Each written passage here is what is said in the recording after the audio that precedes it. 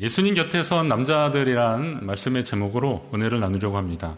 지난주에 설교에 예수님 곁에 선 여인들 그랬더니 그럼 남자는 없을까 생각하셨는지 모르겠어요. 있습니다. 그래서 그 말씀을 드리려고 합니다.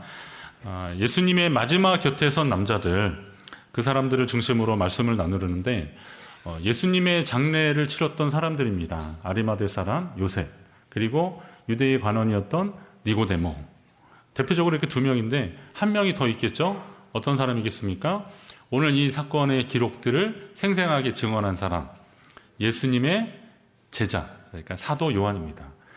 물론 이제 요한복음에서는 요한이 자기를 나는, 저는 이런 표현이 없어요. 그냥 예수께서 사랑하시는 제자 이렇게 말합니다. 그것은 어떻게 보면 요한에게 있어서는 주님이 나를 사랑하셨다라는 확신들이 있는 거죠. 물론 뭐 예수님의 제자들 예수님 다 사랑하셨겠지만 요한은 자기가 예수님의 특별한 사랑을 받았다라고 하는 그런 확신 가운데 그런 자신감을 가지고 예수님을 끝까지 증거하고 그리고 예수님을 증언하고 그리고 편지를 써서 초대교회 성도들을 위로하고 격려하는 일들을 끝까지 했던 것을 알 수 있습니다.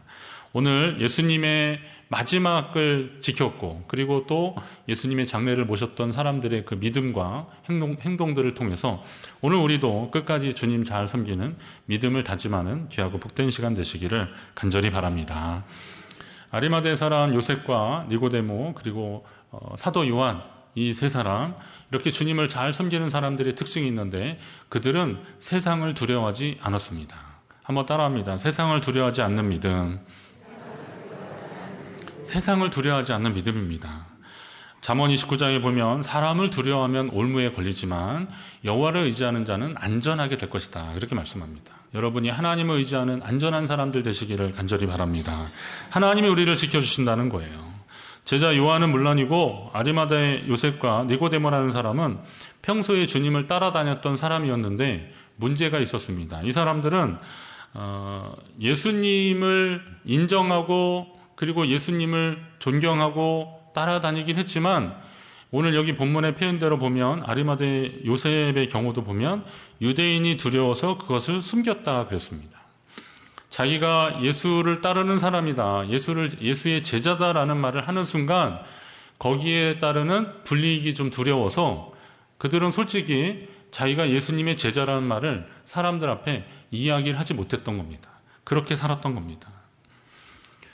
니고데모는 우리가 아는 대로 밤에 예수님을 찾아왔잖아요. 주변 사람들의 시선이 두려웠던 사람입니다. 그래서 마음으로만 주님을 따랐던 사람입니다.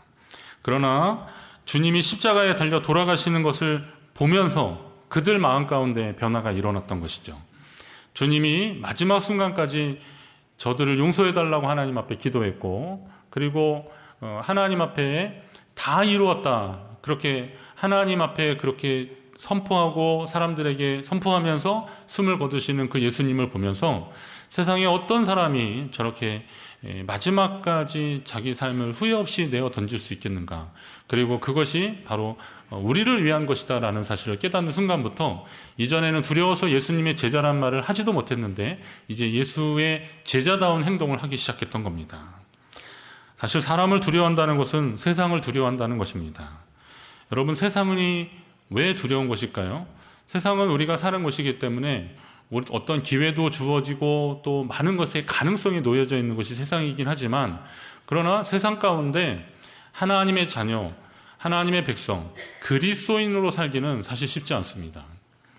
내가 그리스도인이라는 것을 고백하는 그 순간부터 감당해야 될 불이익들이 좀 있더라고요. 설교를 준비하면서 그 영화 생각나더라고요. 불의 전차라는 영화 아십니까? 그 영국의 육상 영웅 두 사람에 대한 이야기인데 1924년도 파리 올림픽이 있었는데 거기에 출전한 두 사람의 이야기입니다.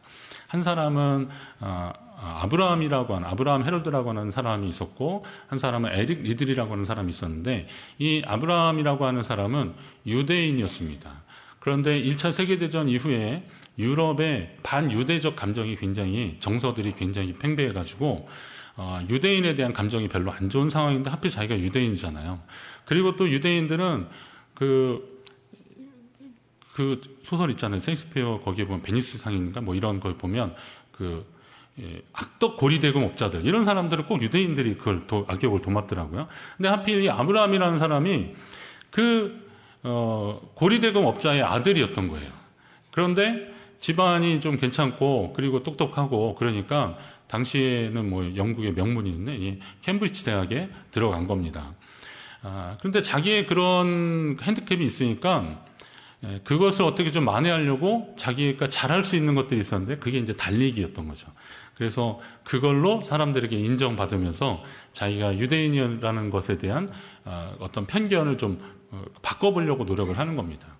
에릭 리들이라고 하는 사람은 그 아버지가 스코틀랜드 신실한 기독교인이고 또 선교사였는데 선교사의 아들인 거죠. 그러니까 이 사람은 하나님을 경외하는 믿음의 삶을 살았던 겁니다. 그리고 그는 자기에게 있는 신체적 그 우월감, 그러니까 우월성 이런 것은 특징, 그것은 이제 잘 달리는 건데 이건 하나님이 우리에게 인간에게 주신 어떤 신체의 특징들 그리고 그 좋은 선물들을 나타내고 드러내는 도구로서 운동을 열심히 했던 겁니다. 하나님이 우리에게 이런 좋은 은사를 주셨다, 선물을 주셨다라고 하는 그런 차원에서 그렇게 열심히 한 겁니다. 그러니까 아브라함의 입장에서 보면 이 에릭 리들은 정말 그냥 믿음의 신실한 삶을 사니까 사람들이 인정하고 또 그렇게 생활의 모범이 되고 그러니까 어떻게 하든 이것을 어떻게 하든 이겨보려고 경쟁을 삼아서 결국은 이 사람이 유대인임에도 불구하고 그 당시에 아주 유명했던 아랍계 육상 코치를 고용을 해서 자기 신체적 능력을 막 고양시키는 겁니다. 결국 그래서 두 사람이 올림픽에 출전을 하게 됐는데 근데 에릭 리들이라는 사람이 출전 종목이 100m였는데 하필 100m 결승전이 주일에 걸린 겁니다. 그러니까 이 사람이 그랬죠. 나는 주일에 뛰지 않습니다. 이렇게 선언하고 100m 출전을 포기하는 겁니다. 그러니까 뭐 영국에서는 난리가 났죠.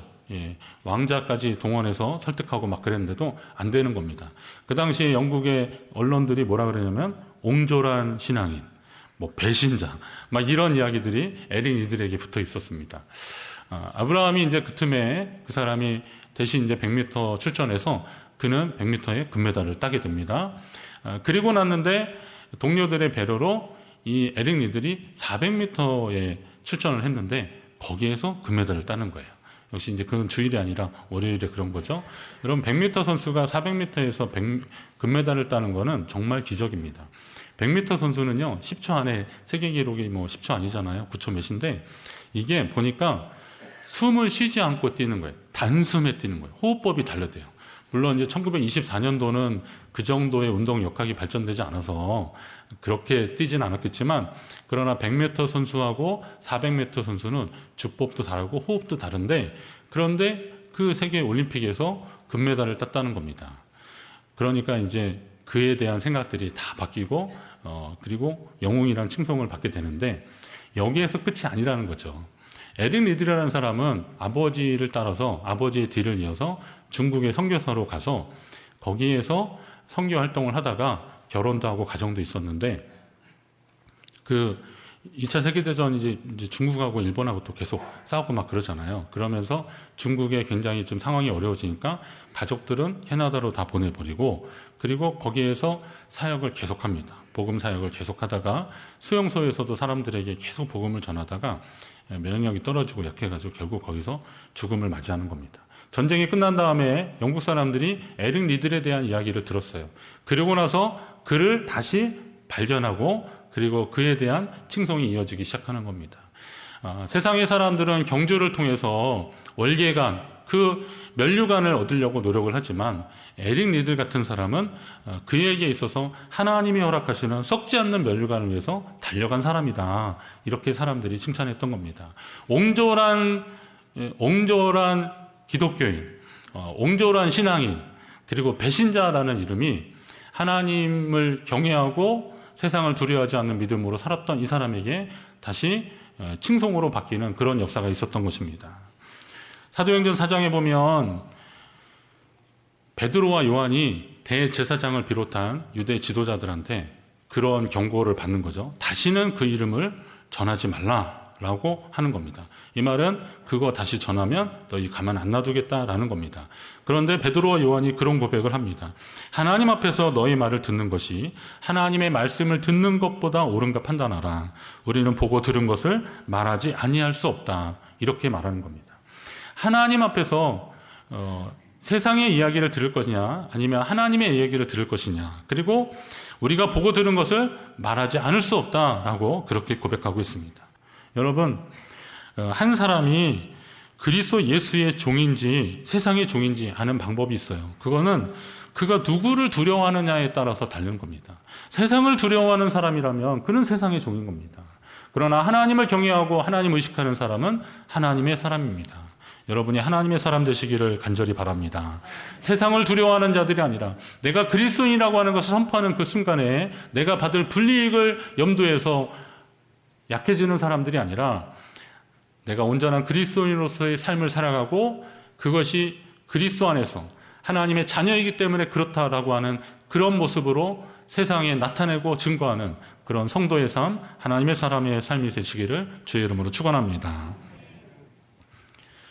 요셉과 이 니고데모가 그리고 사도 요한이 주님을 위해서 한 것이 있는데 그것은 뭐냐면 그들의 가장 소중한 것을 주님께 드렸다는 겁니다. 소중한 것을 드리던 거. 한번 따라합니다. 소중한 것을 드리자. 우리 주님께 소중한 것을 드려야 됩니다. 오늘 본문의 요셉과 니고데모는 예수를 사랑하지만 마음으로만 사랑했다 그랬습니다. 니고데모는 주님을 만나러 올 때 밤에 왔어요. 비겁하죠. 사람들 이목 때문에 밤에 몰래 와가지고 예수님께 이것저것 물어보는 겁니다. 율법사였잖아요. 예수님을 선생님이라고 부를 정도로 주님의 권위를 인정했지만 그는 사람들의 이목이 두렵고 자신의 위치가 그것으로 인해서 흔들릴 것을 두려워한 나머지 밤에 몰래 찾아왔던 겁니다. 아리마대 사람 요셉 같은 경우는 유대의 공회원이었습니다. 마가복음 15장에 보면 15장 43절에 보면 아리마대 사람은 존경받는 공회원이요 하나님 나라를 기다리는 자라 그랬어요. 이 유대의 공회라는 거는 뭐냐면 산헤드린이라고 하는 그 모임이 있었어요. 그 의회 기구가 있었습니다. 이거는 로마의 원로 정치를 본받은 건데 로마 치하에 있었으니까요.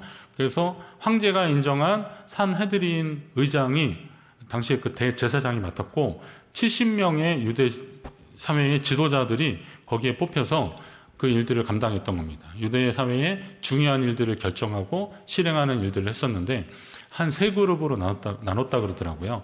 대제사장을 비롯한 제사장을 따르는 사람들, 그리고 유대 사회에 있어서의 원로들, 그리고 율법학자들, 이런 사람들이 골고루 섞여서 중요한 결정을 하고 그 결정을 내리면 그것을 다 따라가고 그랬던 겁니다. 그런데 이 아리마대 요셉은 예수를 죽이기로 결정하는 데 있어서는 찬성하지는 않았지만 일단은 산헤드린 공회에서 그것을 결정한 이상은 그것을 따라야 되는 거죠. 왜냐하면 요즘 같은 시대에는 뭐 민주주의 다당제가 있어서 뭐 의견을 자유롭게 얘기하고 또 아니면 뭐 기자회견도 하고 막 그러면서 시위도 하고 막 그러지만 예전 같은 경우는 그렇지 않잖아요.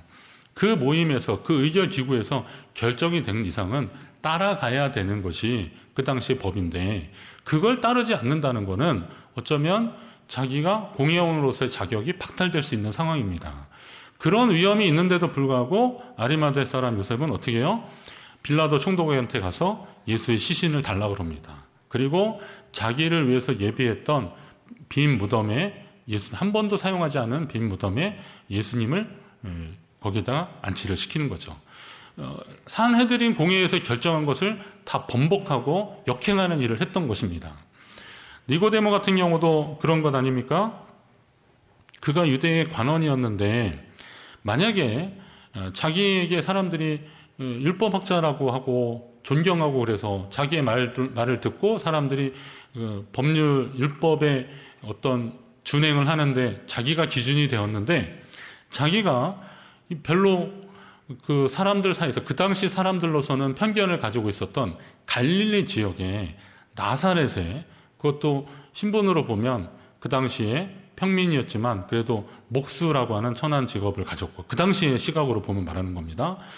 그런 그 사람의 제자라고 말한다는 것은 자기가 그동안 누렸던 사회적 지위나 권한 이런 것들을 다 내려놓는 일들인 겁니다. 이건 쉽지 않은 일입니다. 자기가 그것을 인정하면 말입니다. 그런데 니고데모는 그것을 인정하기 시작한 거죠. 예수님의 마지막 모습을 보고. 그래서 어떻게 했습니까? 모략과 침향 섞은 것을 여기 보면은 100리트라쯤 가져왔다 그랬는데 이게 무게로 달아보면 한 30kg가 넘는 건데요. 이 모략이나 침향 같은 섞은 것을 30kg라 그러면 이게 엄청난 거예요.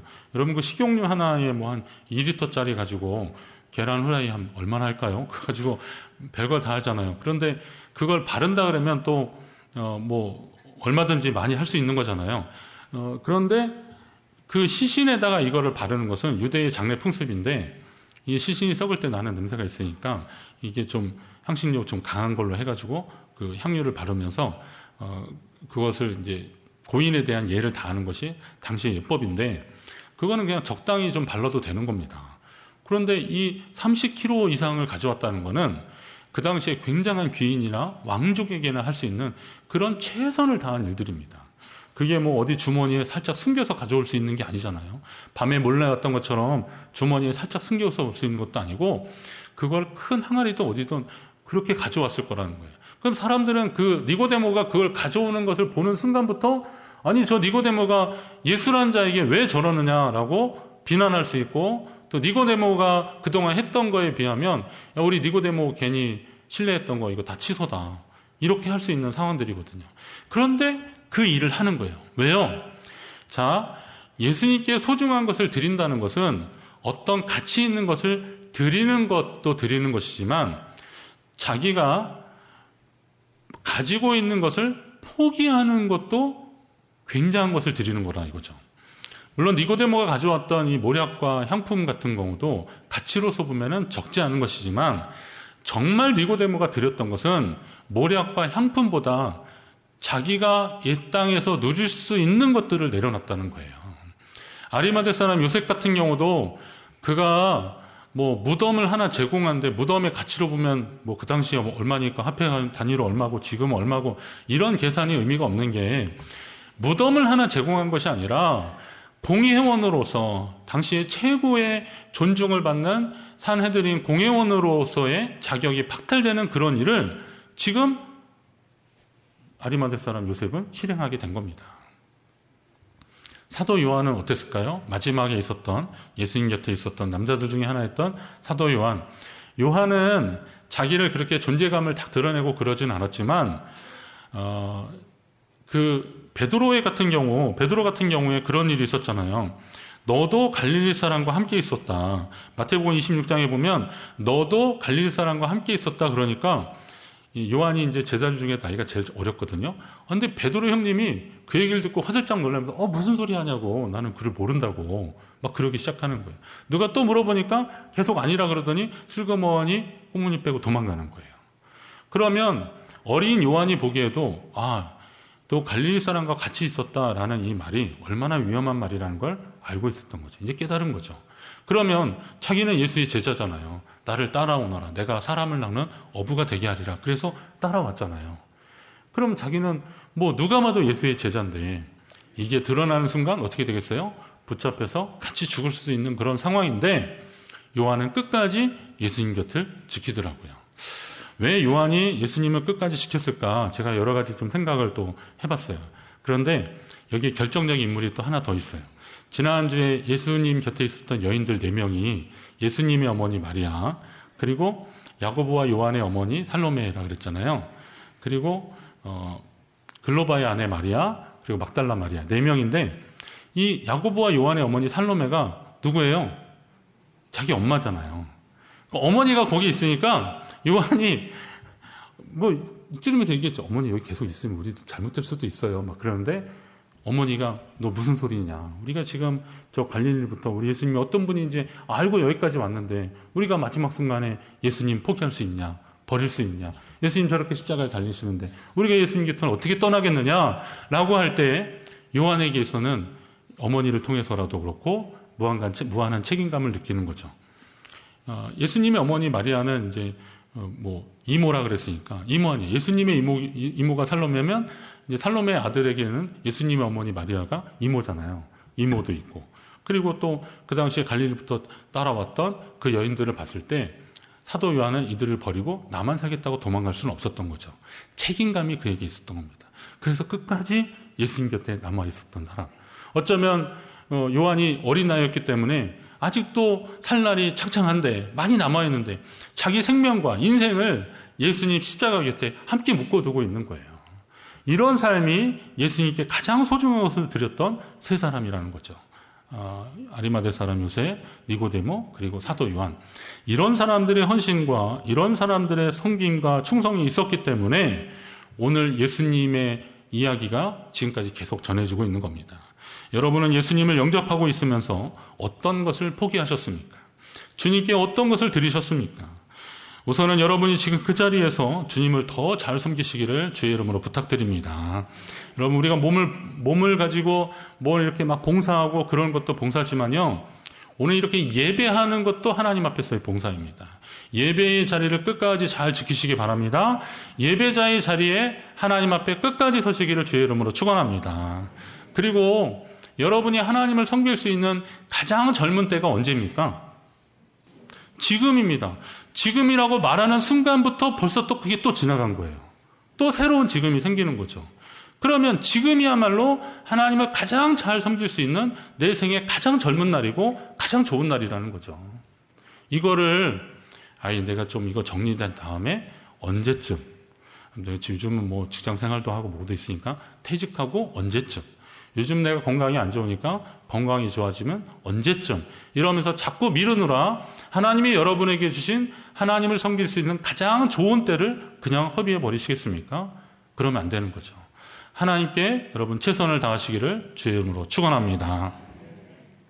교회 사랑 청소에 대한 이야기를 하니까 거기에 이렇게 명단을 적으시라고 그랬잖아요. 근데 어떤 분이 오셔서 저한테 그러시는 거예요. 목사님, 저는 전에 이런 거 하기 전에도 어떤 부분을 제가 계속 했으니까 그거는 제가 꼭 하게 해주세요. 그러시더라고요. 그래서 거기다 이름을 적으시면 돼요. 그랬더니 아니, 내년에도 하시면 거기다 저는 그냥 꼭 좀 해달라는 거예요. 그래서 네, 그랬어요. 그럼 그러시더라고요. 제가 건강이 닿는 데까지, 육체적으로 허락하는 데까지 이거 꼭 하고 싶으니까 해주세요. 그러시더라고요. 그거는 잘 보이지 않는데요. 여러분이 그분이 그걸 하시는지 안 하는지도 몰라요. 그런데 묵묵히 그냥 그 일을 감당하시는 거예요. 하나님이 당신에게 주신 건강이 허락하는 날까지, 할 수 있을 때까지 그걸 하시겠다고 하시더라고요. 은퇴하시는 권사님이거든요. 그런데도 그 일을 그렇게 하시는 거예요. 참 감사하더라고요. 하나님의 일은 언제가 중요한 게 아닙니다. 지금입니다. 지금. 무엇이 중요한 게 아니라 지금 하고 있는 것이 가장 중요한 일입니다. 하나님 앞에 어떻게 헌신하실까 한 번 더 생각해 보십시오. 그리고 오늘 여러분의 소중한 것으로 주님을 마음껏 섬기는, 그러면서 하나님 앞에 기쁨과 감사가 넘쳐나는 귀한 삶이 되시기를 간절히 바랍니다. 처음에는 예수의 제자라는 것을 말하기조차 두려워서 숨기고 숨겼던 사람들, 그러나 예수님의 십자가 마지막 모습을 보면서 감동이 되고 그리고 변화가 되어서 예수님을 위해서 나는 예수의 제자다라고 굳이 말하지 않았지만 시신을 거두고 그리고 시신의 향품을 바르면서 참다운 예수 제자의 삶을 보여줬던 오늘 이 사람들처럼 오늘 우리 인생 가운데 내가 할 수 있는 하나님을 위한 일들에 대해서 한 번 더 진지하게 생각해 보시고, 나를 구원해 주시고 나에게 생명 주신 그 주님을 위해서, 그리고 하나님 나라를 위해서 나는 어떤 일을 할 수 있을까 한번 고민해 보십시오.